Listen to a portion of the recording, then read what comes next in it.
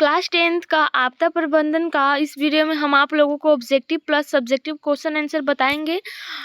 आप लोगों को अगर पीडीएफ लेना होगा तो आप लोग इस नंबर पर संपर्क कीजिएगा 8210 440 360।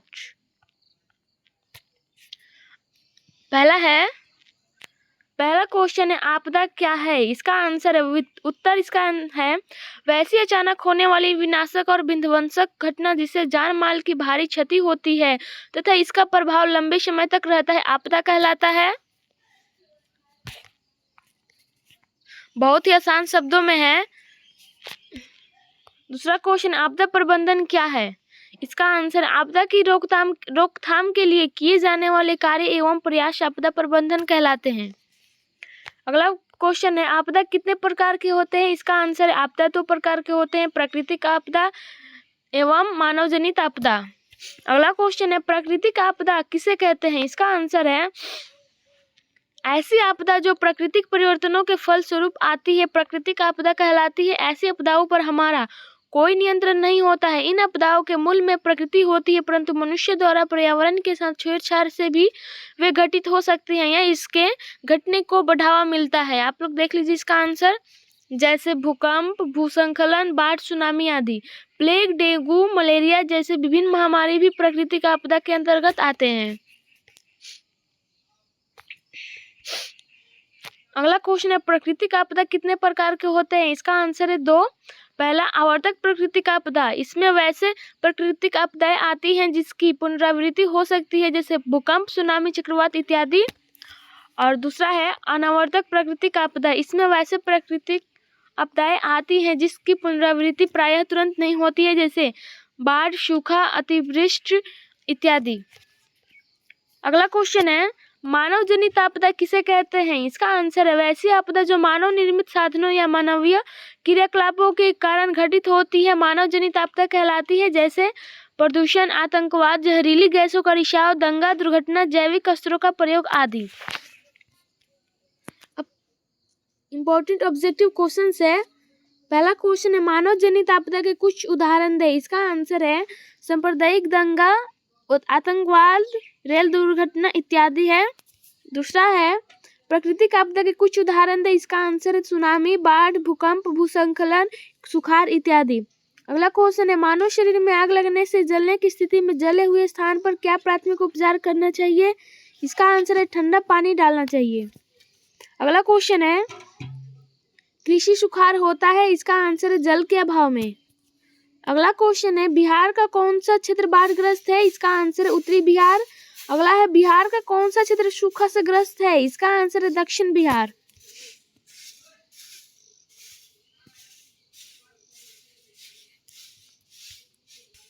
अगला क्वेश्चन है भूपटल के नीचे का वह स्थल जहां भूकंप का जन्म होता है क्या कहा जाता है, इसका आंसर है भूकंप केंद्र। पृथ्वी की ऊपरी सतह पर जहां भूकंप सबसे पहले महसूस की जाती है अधिकेंद्र कहलाता है। अगला है नदियों में बाढ़ आने का प्रमुख कारण क्या है, इसका आंसर है नदी की तली में अवसाद का जमाव। अगला क्वेश्चन है बाढ़ के समय लोगों को कैसे स्थान पर जाना चाहिए, इसका आंसर है ऊंची भूमि वाले स्थान पर। अगला है सुनामी किस स्थान पर आता है, इसका आंसर है समुद्री स्थान पर। 16 दिसंबर 2004 को विश्व के किस हिस्से में भयंकर सुनामी आया था, इसका आंसर है बंगाल की खाड़ी में। अगला क्वेश्चन है महासागर की तल पर होने वाले कंपन को किस नाम से जाना जाता है, इसका आंसर है सुनामी। अगला है संचार का सबसे लोकप्रिय साधन क्या है, इसका आंसर है सार्वजनिक टेलीफोन। अगला क्वेश्चन है सुनामी का प्रमुख कारण क्या है, इसका आंसर है समुद्र में भूकंप का आना। मलबे में दबे हुए लोगों का पता लगाने के लिए किस यंत्र की मदद ली जाती है, इसका आंसर है इंफ्रारेड कैमरा का। अगला क्वेश्चन है नदियों में बाढ़ आने का प्रमुख कारण क्या है, इसका आंसर है जल की अधिकता, नदी की तली में अवसाद का जमाव, वर्षा की अधिकता, इनमें से सभी। अगला है बिहार का शोक किस नदी को कहा जाता है, इसका आंसर है कोसी नदी को। अगला क्वेश्चन है सूखा किस प्रकार की आपदा है, इसका आंसर है प्राकृतिक आपदा। बाढ़ कैसी आपदा है, इसका भी आंसर है प्राकृतिक आपदा। अगला क्वेश्चन है बाढ़ से हमें सबसे अधिक हानि होती है, इसका आंसर है आम लोग, कृषि और पशुओं की। अगला क्वेश्चन है भूकंप संभावित क्षेत्रों में भवनों की आकृति कैसी होनी चाहिए, इसका आंसर है आयताकार। भूकंप केंद्र के ऊर्ध्वाधर पृथ्वी पर स्थित केंद्र को क्या कहा जाता है? इसका आंसर है अधिक केंद्र। अगला क्वेश्चन है, भारत में अत्यंत विनाशकारी भूकंप कब आया था? इसका आंसर 1934 में। आपदा प्रबंधन में सर्वाधिक उपयोग में लाया जाने वाला संचार का साधन क्या है? इसका आंसर है उपग्रह फोन। अगला क्वेश्चन है, भूकंप का माप किस यंत्र से होता है? इसका आंसर है सिस्मोग्राफ से। भूकंप मापन का पैमाना क्या है? इसका आंसर है रिक्टर स्केल। भारत को कितने भूकंपीय पेटी में बांटा गया है? इसका आंसर है 5। अगला क्वेश्चन है, कुछ आपातकालीन फोन नंबर। इसका आंसर है पूरी सेवा के लिए 100, अग्निशमन सेवा के लिए 101 तथा एम्बुलेंस सेवा के लिए 102। अगला है, भारत में सबसे बड़ा सुखाड़ किस वर्ष आया था? इसका आंसर है 1966 में। अगला क्वेश्चन है, किस देश को बाढ़ का देश कहा जाता है? इसका आंसर है बांग्लादेश को।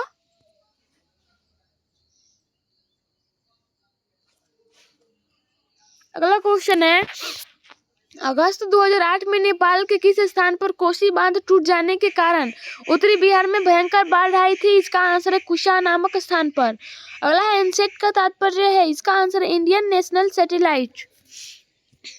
अगला क्वेश्चन है, IRS का फुल फॉर्म क्या होता है? इसका आंसर है इंडियन रिमोट सेंसिंग सैटेलाइट। अगला क्वेश्चन है, दुनिया का सबसे ऊंचा बांध किस नदी पर और कहां बनाया गया है? इसका आंसर है नील नदी आसवान नामक स्थान पर। अगला क्वेश्चन है, भाखड़ा नागल बांध किस नदी पर बनाया गया है? इसका आंसर है सतलज नदी पर। अगला क्वेश्चन है, नागा अर्जुन सागर परियोजना किस नदी पर है? इसका आंसर है कृष्णा नदी पर। सिंचाई आयोग के अनुसार प्रत्येक वर्ष के लगभग कितने प्रतिशत हिस्से पर सुखाड़ की स्थिति उत्पन्न होती है? इसका आंसर है 16%। अगला क्वेश्चन है, NCC का फुल फॉर्म क्या होता है? इसका आंसर है नेशनल कैडेट कॉर्प्स, राष्ट्रीय कैडेट कोर। अगला क्वेश्चन है, भारत में कितने प्रतिशत भूमि भूकंप प्रभावित है? इसका आंसर है 56%। अगला है, बिहार राज्य भूकंप के किस मंडल में पड़ता है? इसका आंसर है मंडल 5, फिर मंडल 4। अगला क्वेश्चन है, भूकंप के समय मलबे में दबे व्यक्ति का पता लगाने के लिए सबसे अधिक सहायक क्या होता है? इसका आंसर है बायोराडार, इंफ्रारेड कैमरा, प्रशिक्षित कुत्ता, सभी। अगला क्वेश्चन है, बिहार में विनाशकारी भूकंप कब आया था? इसका आंसर 1934 में। अगला है, सुनामी लहर चेतावनी प्रणाली केंद्र की स्थापना कहाँ की गई है? इसका आंसर है चेन्नई और तमिलनाडु। अगला क्वेश्चन है, सुनामी प्रभावित क्षेत्र में मकानों का निर्माण करना चाहिए? इसका आंसर है समुद्र तट से दूर। अगला है, भूकंप से सबसे अधिक हानि होती है? इसका आंसर है फसलों को, पशुओं को, भवनों को, सभी को। अगला क्वेश्चन है, बिहार राज्य का कितना प्रतिशत क्षेत्र बाढ़ प्रभावित क्षेत्र है? इसका आंसर है 73%। अगला क्वेश्चन है, राष्ट्रीय बाढ़ आयोग की स्थापना कब की गई थी? इसका आंसर 1976 में। कितने प्रतिशत कम वर्षा होने पर किसी कृषि क्षेत्र को सूखा घोषित कर दिया जाता है? इसका आंसर है 75%। अगला क्वेश्चन है, भोपाल गैस त्रासदी किस प्रकार का आपदा थी? इसका आंसर है मानव जनित आपदा। भोपाल गैस त्रासदी 3 दिसंबर 1984 को हुआ था। इसमें मिथाइल आइसोसाइनाइड गैस का रिसाव हुआ था। अगला क्वेश्चन है, 1999 का भयंकर चक्रवात किस राज्य में आया था? इसका आंसर है उड़ीसा में। अगला है, भारत का विनाशकारी चक्रवात किस वर्ष आया था? इसका आंसर है 29 अक्टूबर 1999 में। अगला क्वेश्चन है, बाढ़ पूर्व सूचना संगठन का प्रमुख कार्यालय कहाँ स्थापित किया गया है? इसका आंसर है पटना में। अगला है, भारत का लगभग कितना प्रतिशत भाग बाढ़ सुखाड़ से प्रभावित रहता है? इसका आंसर है 85%। अगला क्वेश्चन है, सूखे के लिए जिम्मेदार कारक है? इसका आंसर है वर्षा की कमी। अगला है, सन 2001 में भारत के किस राज्य में भयंकर भूकंप आया था? इसका आंसर है गुजरात में। अगला है, जले हुए लोगों पर डैश का लेप नहीं लगाना चाहिए? इसका आंसर है तेल का। अगला क्वेश्चन, आपदा काल में वैकल्पिक संचार व्यवस्था क्या है? इसका आंसर है रेडियो, उपग्रह, हैम रेडियो इत्यादि। अगला है, सूखे से बचाव का एक प्रमुख तरीका है? इसका आंसर है वर्षा जल संग्रह करना। अगला क्वेश्चन है, सूखे की स्थिति किस प्रकार आती है? इसका आंसर है धीरे धीरे। अगला है, सर्वाधिक आपदाग्रस्त राज्य कौन है? इसका आंसर है बिहार। अगला क्वेश्चन है, कुशा तटबंध किस नदी पर है? इसका आंसर है कोसी नदी पर। अगला क्वेश्चन है, आपदा के समय सामान्य संचार व्यवस्था के बाधित होने का क्या कारण है? इसका आंसर है केबल लाइन का टूटना। अगला क्वेश्चन है, बंगाल की खाड़ी का चक्रवात किन महीनों में भयानक होता है? इसका आंसर है अक्टूबर से नवंबर। अगला क्वेश्चन है, बाढ़ प्रबंधन में किस बात पर सबसे अधिक ध्यान देना चाहिए? इसका आंसर है नदी के दोनों ओर तटबंधों का निर्माण। अगला क्वेश्चन है, भारत के सूखा क्षेत्र की श्रेणी में कौन कौन राज्य मुख्य रूप से आता है? इसका आंसर है पूर्वी राजस्थान, पूरा मध्य प्रदेश और कर्नाटक का पठारी क्षेत्र आदि। अगला क्वेश्चन है, सुनामी किस भाषा का शब्द है? इसका आंसर है जापानी। अगला क्वेश्चन है, बिहार की बड़ी त्रासदियों में से एक है? इसका आंसर है बाढ़। अगला है, बाढ़ पश्चिम बंगाल में बाढ़ की विभीषिका वाली कौन सी नदी है? इसका आंसर है दामोदर नदी, बंगाल का शोक। अगला क्वेश्चन है, सतलज नदी पर कौन सा कृत्रिम जलाशय बनाया गया है? इसका आंसर है गोविंद सागर। अगला है, निम्नलिखित में से किस क्षेत्र को जाड़े के दिनों में बाढ़ से ग्रस्त होने की आशंका है? इसका आंसर है तमिलनाडु। अगला क्वेश्चन है, कौन सा राज्य सूखे से सर्वाधिक ग्रस्त रहता है? इसका आंसर है गुजरात। अगला क्वेश्चन, आपदा प्रबंधन के प्रमुख घटक क्या है? इसका आंसर है स्थानीय प्रशासन, स्वयंसेवी संगठन तथा गांव मोहल्ले के लोग आदि। अगला क्वेश्चन है, आपदा के समय कौन सी समस्या संचार में बाधक होती है? इसका आंसर है मोबाइल टावर तथा ट्रांसमिशन टावरों का टूटना। अगला क्वेश्चन है, कृषि सुखाड़ से बचने का सर्वोत्तम उपाय क्या है? इसका आंसर है उत्तर। इसका आंसर है जल संसाधनों का वैज्ञानिक विकास करना। अगला क्वेश्चन है, नदियों के जल ग्रहण क्षेत्र में वृक्षों के रहने से क्या लाभ होता है? इसका आंसर है बादल आकर्षित होते हैं और वर्षा की संभावना बढ़ती है। अगला क्वेश्चन है, पृथ्वी से भूकंप की सतह पर पहुंचने वाली सबसे पहली तरंग को किस नाम से जाना जाता है?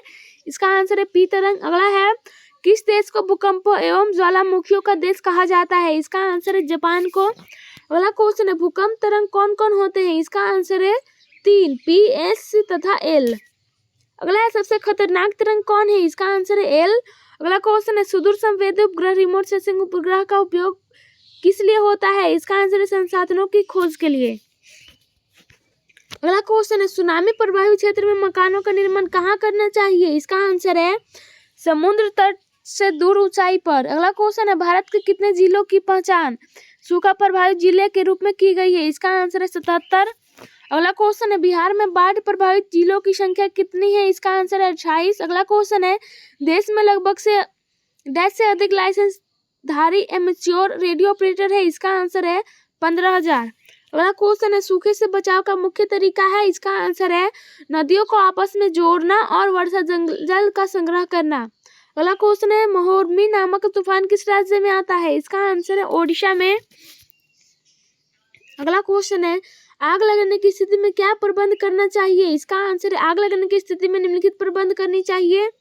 पहला, आग में फंसे लोगों को जितनी जल्दी हो सके बाहर निकालना चाहिए। दूसरा, घायल व्यक्तियों को यथाशीघ्र प्राथमिक उपचार देकर निकटतम अस्पताल पहुंचाना चाहिए। प्राथमिक उपचार हेतु बर्फ से सहलाना, ठंडा पानी डालना, बरनौल जैसे प्राथमिक औषधि का लेप करना ताकि जलन में कमी आए फायदेमंद होता है। तीसरा है, आग को फैलने से रोकने हेतु रेत, मिट्टी, चापाकल तथा नजदीकी तालाब और कुआं के पानी का उपयोग करें। दमकल हेतु 101 फोन नंबर पर सहायता के लिए फोन करें। यदि आग झुग्गी झोपड़ी में लगी हो तो पूरी तरह से उसे इस प्रकार बुझा दे कि आग का फैलाव अगले मकान तक ना हो। अगला है, यदि आग का कारण बिजली शॉर्ट सर्किट हो तो सर्वप्रथम बिजली काट कर दे। अगला है, यदि कोई व्यक्ति छत के ऊपर फंसा हो तो उसे सुरक्षित बाहर निकालने हेतु सीढ़ी लगाकर उतारने का कार्य हेलमेट या अग्नि प्रतिरोधी जैकेट पहनकर करना चाहिए। अगला क्वेश्चन है, बाढ़ क्या है? इसका आंसर है बाढ़ एक प्राकृतिक आपदा है जो अत्यधिक वर्षा होने से नदियों की क्षमता में सामान्य से अधिक प्रवाह होने के कारण उत्पन्न होती है। इससे नदियों का जल किनारों से बाहर आकर मैदानी भागों में बहने लगता है। बाद कुछ घंटों से लेकर कुछ दिनों तक रह सकता है, लेकिन इससे जन धन और फसलों को बहुत अधिक हानि होती है। अगला है, बाढ़ से सुरक्षा के उपाय। इसका पहला है, अत्यधिक प्रवाह को रोकने के लिए अनेकों नदियों और नहरों का बाढ़ नियंत्रण बांध बनाए गए। तेज अफवाह को अस्थायी रूप से रोककर और थोड़ी थोड़ी मात्रा में पानी को छोड़कर नदियों के स्तर को कम किया जा सकता है। दूसरा है, बाढ़ के पानी को फैलने से रोकने के लिए कृत्रिम नदी तट लेवी बनाए गए हैं। अगला क्वेश्चन है, बाढ़ के कारण एवं सुरक्षा संबंधी उपायों का वर्णन करें।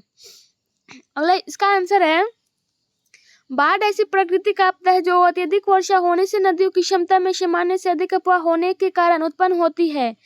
इससे नदियों का जल किनारों से बाहर आकर मैदानी भागों में बहने लगता है। बाढ़ कुछ घंटों से लेकर कुछ दिनों तक रह सकता है, लेकिन इससे जनधन और फसलों को बहुत हानि हो सकती है। बाढ़ के प्रमुख कारण निम्नलिखित है: वनस्पतियों का विनाश पहला, दूसरा वर्षा की अधिकता, तीसरा है नदी की तली में अत्यधिक मलबा का जमाव, 4 नंबर है नदी की धारा में परिवर्तन, 5 नंबर तटबंध और तटीय अधिवास, 6 नंबर है नदी मार्ग में मानव निर्मित व्यवधान। अगला क्वेश्चन है बाढ़ नियंत्रण के उपाय। इसका आंसर है बाढ़ की विभीषिका से बचने के लिए अनेक उपाय काम में लाए जाते हैं, जिनमें ढालू भूमि पर वृक्षारोपण, नदी तटबंधों का निर्माण, जल निकासी का प्रबंध, जलाशयों का निर्माण, नदियों के प्रवाह क्षमता में विस्तार आदि प्रमुख है। अगला क्वेश्चन है बिहार में बाढ़ की स्थिति का वर्णन करें। इसका आंसर है बाढ़ बिहार के लिए एक अभिशाप है। बाढ़ के कारण प्रत्येक वर्ष बिहार में भारी मात्रा में जान माल की क्षति होती है। नेपाल से आने वाली नदियां बिहार में बाढ़ प्रलय लाती है। इसके लिए सर्वप्रमुख जिम्मेदार कोसी नदी है, जिससे उत्तरी बिहार प्रत्येक वर्ष बाढ़ से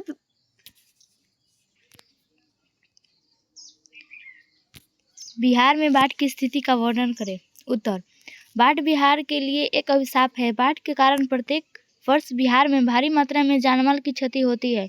नेपाल से आने वाली नदियां बिहार में बाढ़ का प्रलय लाती है। इसके लिए सर्वप्रमुख जिम्मेवार कोसी नदी है, जिससे उत्तरी बिहार प्रत्येक वर्ष बाढ़ से त्रस्त होता है। कोसी नदी को बिहार का शोक भी कहा जाता है। कोसी नदी के अलावा कमला, भूतही, बलान, गंडक आदि नदियां भी बिहार में बाढ़ लाने के लिए विख्यात है। दक्षिण बिहार में पुनपुन, सोन, फल्गु आदि नदियों द्वारा बाढ़ की स्थिति उत्पन्न हो जाती है। बाढ़ की स्थिति में अपनाए जाने वाले आकस्मिक प्रबंधन का वर्णन करें। उत्तर: बाढ़ आने पर पहली प्राथमिकता लोगों और मवेशियों को बचाना होना चाहिए। बहते लोगों को नाव पर बैठाकर या तैराकों की मदद से बाहर निकालना चाहिए और पुनः उन्हें सुरक्षित स्थानों पर पहुंचाना चाहिए। इसके बाद बाढ़ में बह रही संपत्तियों के साथ मवेशियों को निकालने को प्राथमिकता देनी चाहिए। सुरक्षित स्थान गांव के बाहर रेलवे लाइन, सड़क या तटबंध हो सकते हैं। लोगों और मवेशियों को सुरक्षित स्थानों पर पहुंचाकर उन्हें भोजन की व्यवस्था करनी चाहिए। मवेशियों के लिए चारे की व्यवस्था की जानी चाहिए। बाढ़ के कारण विषैले जंतु भी ऊंचे स्थानों की खोज में निकल जाते हैं, उनसे भी बचाव का प्रबंध होना चाहिए। बाढ़ का पानी उतर जाने के बाद कुआं के जल को शुद्ध करना तथा यंत्र तंत्र ब्लीचिंग पाउडर का छिड़काव होना चाहिए। अकाल, सूखा, फेमिन क्या है? उत्तर: जब एक क्षेत्र में कई महीनों अथवा वर्षों तक जलपूर्ति में कमी हो जाती है, ऐसी स्थिति को सूखा कहा जाता है। अकाल सूखा के प्रकार। अकाल या सूखा 3 प्रकार का हो सकता है। 1.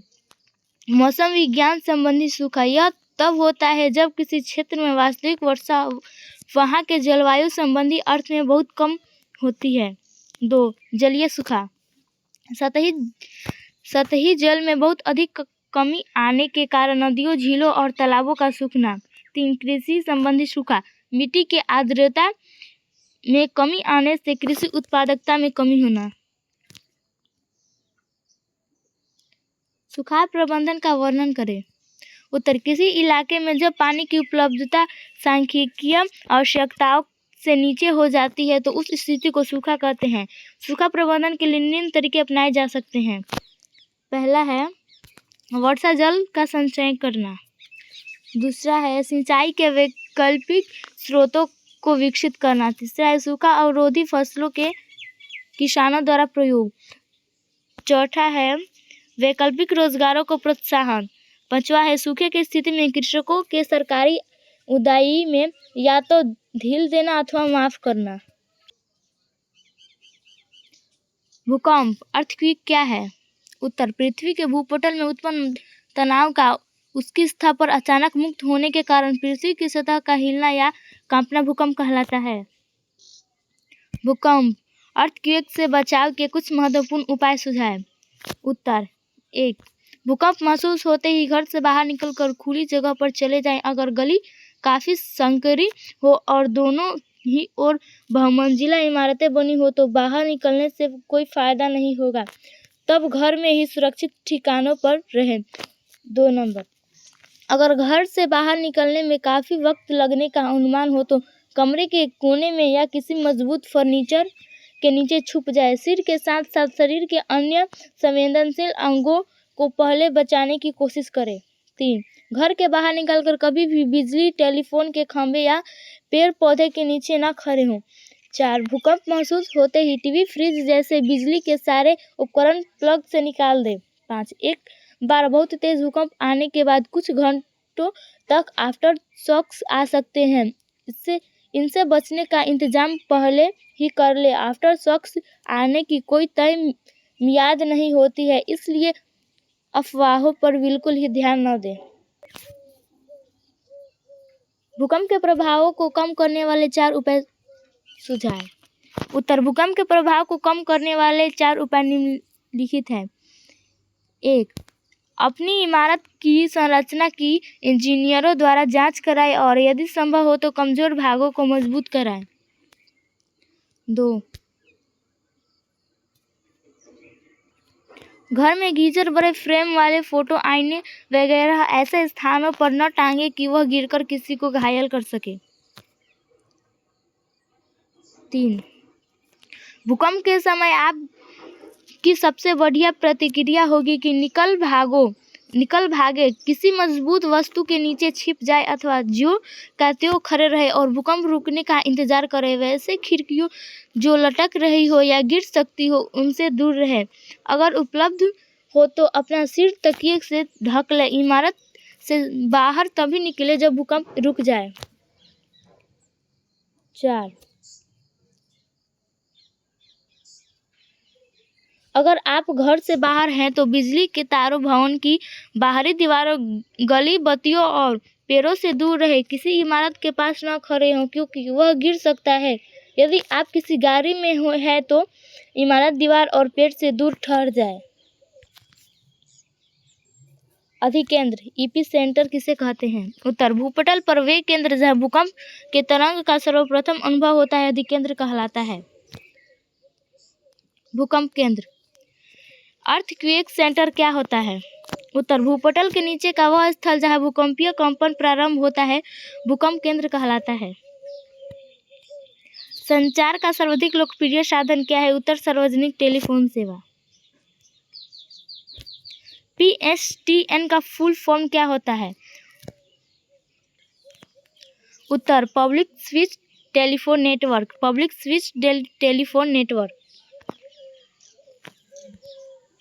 एमेच्योर रेडियो को अन्य किस नाम से जाना जाता है?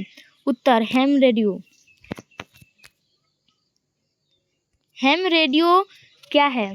उत्तर, सीधे सादे शब्दों में कहा जाए तो किसी भी एमेच्योर रेडियो को हैम रेडियो कहा जाता है और रेडियो ऑपरेटरों को हैम्स कहते हैं। जब भूकंप आदि बड़ी आपदाएं आती है तो पल भर में सब कुछ तहस नहस हो जाता है। ऐसी स्थिति में संचार के सफल साधन के रूप में हैम रेडियो काम आता है। सैलाब, भूकंप आदि अनेक प्राकृतिक आपदाओं के समय हैम रेडियो विश्व भर में बेहतर संचार का कारगर माध्यम सिद्ध हुआ है। हैम रेडियो ऑपरेटर्स आमतौर पर एक दूसरे के साथ रेडियो पर बातचीत कर सकते हैं और दुर्घटनाओं या प्राकृतिक आपदाओं के दौरान या अन्य संचार साधनों के खराब हो जाने की स्थिति में अपने स्थानीय क्षेत्रों की मदद करते हैं। इसी तरह ऐसे कार्यों के दौरान इलेक्ट्रॉनिक्स और रेडियो कम्युनिकेशन थ्योरी के बारे में उन्हें अधिकाधिक सीखने को मिलता है। इस प्रकार स्पष्ट है कि आपदा की स्थिति में हैम रेडियो काफी कारगर सिद्ध होता है। सुनामी क्या है? उत्तर, सुनामी जापानी शब्द सु और नामी से मिलकर बना है। सु का अर्थ समुद्र तट और नामी का अर्थ लहरें। जब समुद्र के अंदर भूकंप हलचल के कारण ऊंची ऊंची लहरें उठने लगती है और लंबी और बहुत ऊंची लहरों का रेल उठना शुरू हो जाता है तो जबरदस्त रफ्तार के साथ आगे बढ़ता है, तब इन्हीं लहरों के रेल को सुनामी कहते हैं। सुनामी जापानी भाषा का एक शब्द है जिसमें टिशु का अर्थ बंदरगाह तथा नेम का अर्थ लहर होता है।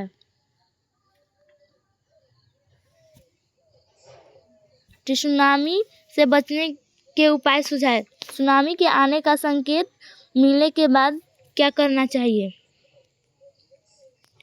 उत्तर 1. सुनामी के खतरे से बचने का एकमात्र अच्छा उपाय यह है कि जहां तक यदि संभव हो उस स्थान से दूर चले जाना चाहिए। कोई सुनामी का सामना नहीं कर सकता, इसलिए जैसे ही आने वाली सुनामी को संकेत मिलते हैं जितनी जल्दी हो सके उस क्षेत्र को खाली कर दिया जाए। हो सकता है आपदा के बाद रास्ता बंद हो जाए या आवागमन के योग नहीं रहे। 2. तट छोड़कर ऊंचे स्थानों पर चले जाएं। 3 नंबर, समुद्र में गिरने वाली नदियों तथा अन्य जल धाराओं से दूर रहें। 4. यदि आप नाव या जहाज पर हो तो इन्हें गहरे पानी की ओर ले जाना उचित नहीं है। हालांकि समय रहते नाव या जहाज को छोड़कर जमीन की ऊंचाई वाली सुरक्षित जगह जाना चाहिए। 5. सुनामी कोई देखने वाला खेल नहीं है। आने वाली सुनामी को देखने की कोशिश न करें। यदि आप सुनामी तरंग को देख रहे हो तो इसका मतलब है आप उसके बहुत निकट है। उससे दूर जाना नामुमकिन है क्योंकि सुनामी तरंगों की गति आपके दौड़ने की गति से कहीं अधिक होती है। 6. यह मत सोचिए कि पहली लहर के बाद खतरा टल गया, क्योंकि सुनामी लहरें एक के बाद एक श्रृंखला के ऊपर में आती है। आगे आने वाली अन्य लहरें पहली लहर से कहीं अधिक बड़ी हो सकती है। आपदा प्रबंधन के उद्देश्यों की विवेचना करें। उत्तर, आपदा प्राकृतिक हो या मानवकृत, इसका सीधा असर जनजीवन पर पड़ता है। आपदा के कारण धन जन की व्यापक हानि होती है तथा राष्ट्र का विकास भी दुष्प्रभावित होता है। अतः यह आवश्यक है कि आपदा का प्रबंधन किया जाए। यह प्रबंधन आपदा पूर्व एवं आपदा पश्चात 2 प्रकार का होना चाहिए। आपदा प्रबंधन हेतु व्यवस्था पंचायत स्तर से लेकर प्रखंड, जिला, राज्य एवं राष्ट्रीय स्तर तक की जानी चाहिए। इस प्रकार आपदा प्रबंधन का मूल उद्देश्य आपदा के समय या पश्चात लोगों को परेशानियों से निकालना है।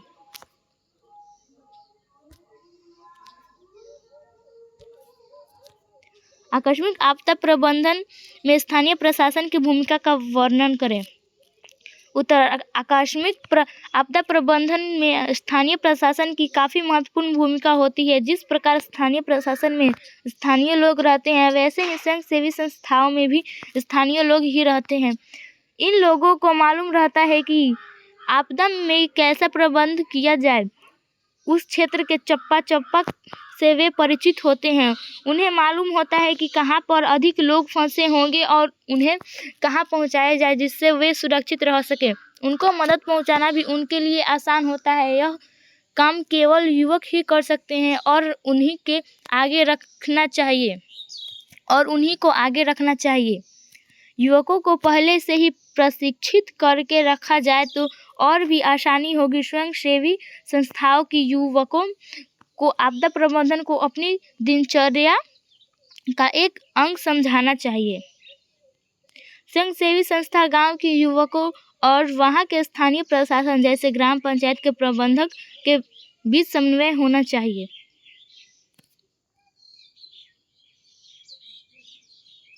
जीवन रक्षक आकस्मिक प्रबंधन से आप क्या समझते हैं? उत्तर, जीवन रक्षक आकस्मिक प्रबंधन से तात्पर्य है कि आपदा की घड़ी में जीवन रक्षा का उपाय किया जाए। आकस्मिक प्रबंधन किसी प्रशासन की सफलता की कसौटी है। इसके अंतर्गत आपदा के आते ही प्रभावित लोगों को आपदा से निजात दिलाना प्रथम और प्रमुख उद्देश्य होता है।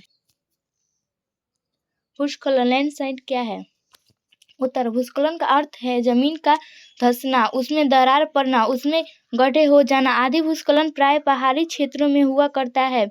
आदि भारी हिमपात, मूसलाधार बारिश, पहाड़ी भूमि के अंदर किसी प्रकार की हलचल आदि के कारण भूस्खलन की स्थिति उत्पन्न होती है। यह एक प्राकृतिक संकट है। इसमें प्रायः धन जन की व्यापक क्षति होती है क्योंकि यह अप्रत्याशित होता है तथा इसको रोक पाने में मनुष्य असक्षम रहता है। प्राकृतिक जनित यह आपदा कभी कभी भूपटल में बड़े परिवर्तन का कारण बनती है। भूस्खलन के मुख्यतः 4 रूप होते हैं: कंकड़ पत्थरों का खिसकना, 2 वर्षा जल के साथ मिट्टी तथा कंकड़ पत्थर का नीचे की ओर आना। 3 पत्थर तथा उसके छोटे टुकड़ों का गिरना तथा चट्टानों का गिरना, जिसके फलस्वरूप व्यापक जानमाल की क्षति होती है।